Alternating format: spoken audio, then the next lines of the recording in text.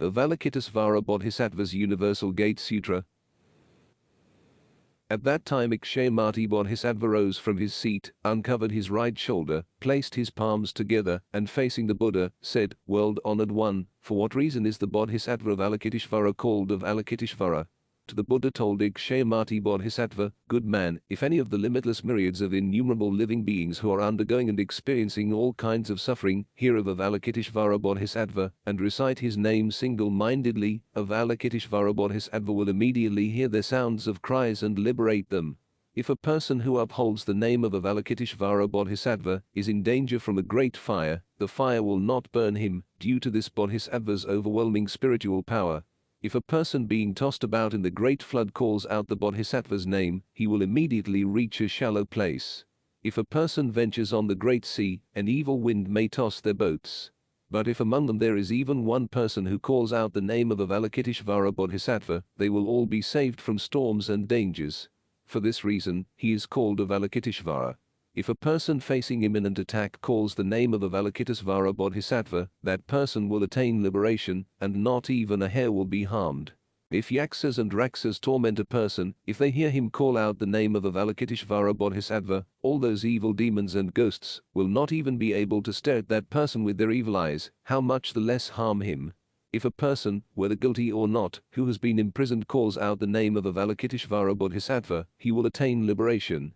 If a merchant chief were leading many merchants carrying valuable treasures along a perilous road, but among the merchants there is even a single person who says, "Good men, do not be afraid," you should all single-mindedly recite the name of Avalokitesvara Bodhisattva. This Bodhisattva bestows fearlessness upon living beings. If you recite his name, you shall surely be saved from these malevolent robbers and, if upon hearing that, the merchants all cry out together, "Namo Avalokitesvara Bodhisattva," then they will immediately be liberated. Ikshayamati, such indeed is the awesome and sublime spiritual power of the Bodhisattva Mahasattva Avalokitesvara. If living beings who have inappropriate insatiability and desires constantly and reverently recite the name of Avalokitesvara Bodhisattva, they will be detached from such cravings. If those who have much anger and hatred constantly and reverently recite the name of Avalokitesvara Bodhisattva, they will be freed from their anger and hatred. If those who are ignorant, deluded or foolish constantly and reverently recite the name of Avalokitesvara Bodhisattva, they will be separated from ignorance, delusion and foolishness.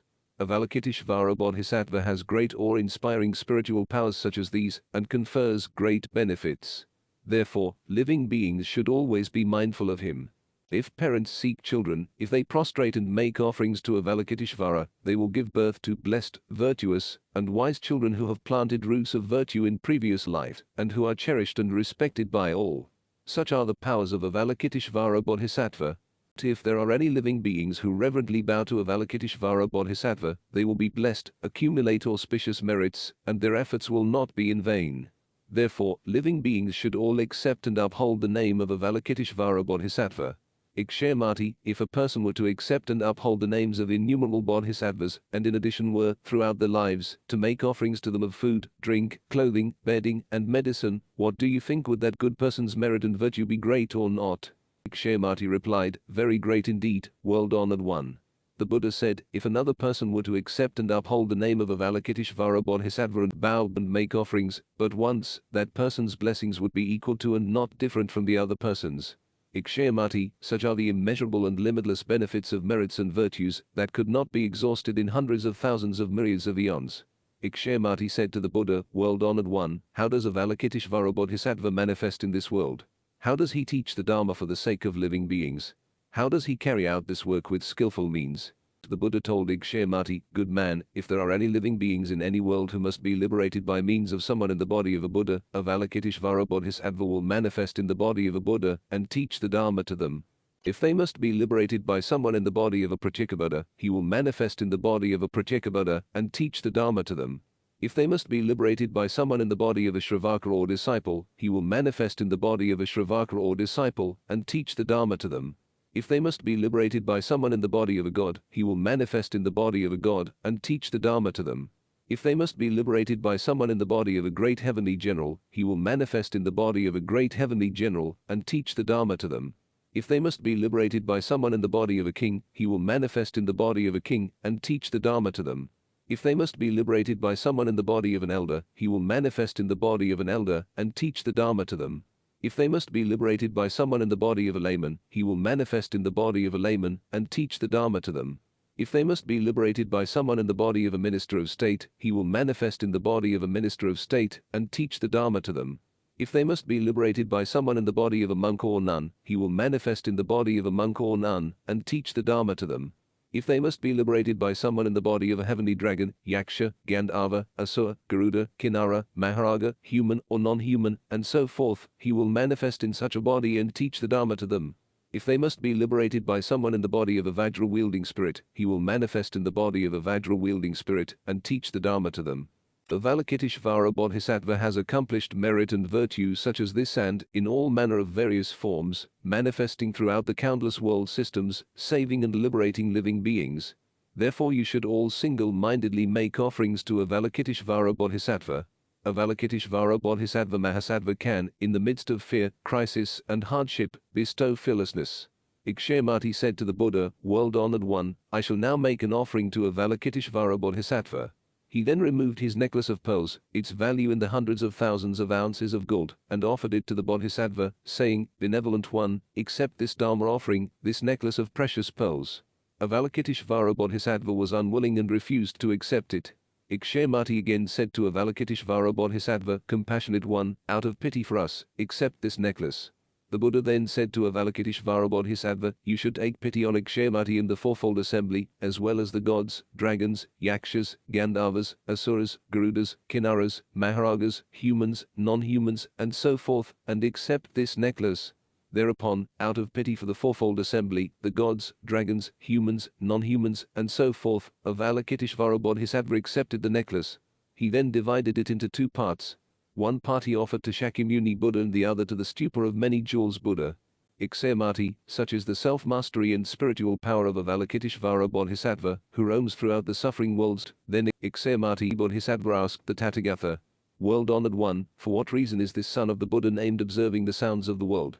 The world-honored one answered Ikshayamati, "Listen now to the practice of Avalokitesvara, who well responds to every region. His great vow is as deep as the sea, inconceivable even after many kalpas. Having served Buddhas in the hundreds of billions, he has made a great and pure vow. Just hearing his name and seeing his form, and keeping him constantly in mind, can eliminate all ways of suffering. Suppose someone with harmful intent casts you into a great pit of fire, keep in mind Avalokitesvara's powers, and the pit of fire will transform into a pond. If one is cast adrift upon an immense ocean, menaced by dragons, fish, and demons, keep in mind Avalokitesvara's powers, and the waves will not drown you. If someone pushes you down from the top of Mount Sumeru, keep in mind Avalokitesvara's powers, and you will hang in the sky like the sun. Or one is pursued by evildoers, who push you down from Mount Vajra, keep in mind Avalokitesvara's powers, and you will be liberated. Or if surrounded by malevolent brigands, with brandishing knives to attack you, keep in mind Avalokitesvara's powers, and they will all experience a mind of loving kindness. Or if persecuted by the royal court, facing death by execution, keep in mind Avalokitesvara's powers, and the executioner's blade will break into pieces, and one will be liberated. Or if imprisoned with Kangan chains, hands and feet manacled and shackled, keep in mind Avalokitesvara's powers, and the bonds will loosen, and one will be liberated. If there is someone with harmful intent, using spells and various poisons, keep in mind Avalokitesvara's powers, and any harm will rebound on the originator. Or if anyone who encounter evil rakshas, venomous dragons, various ghosts, and the like, keep in mind Avalokitesvara's powers, and then none of them will dare harm that person. If you are surrounded by evil beasts with their sharp teeth and claws so horrifying, keep in mind Avalokitesvara's powers, and they will flee in all directions. When lizards, snakes, vipers, and scorpions scorch you with their poisonous vapors, keep in mind Avalokitesvara's powers, and they will retreat at the sound of your voice.